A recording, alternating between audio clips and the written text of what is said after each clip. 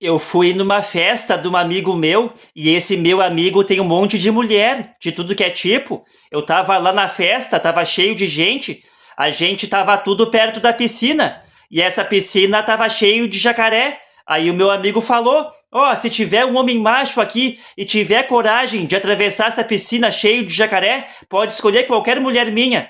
Quando foi ver, eu tava na piscina, brigando com os jacaré me mordendo, me arranhando, e eu soco neles. Aí eu consegui atravessar a piscina, eu saí lá do outro lado. Eu saí todo machucado. E meu amigo, palmas pro Vinícius aqui. E todo mundo, ê!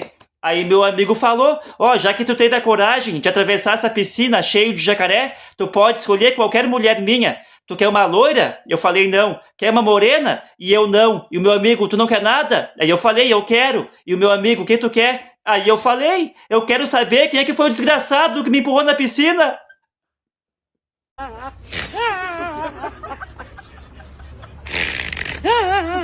Não ri.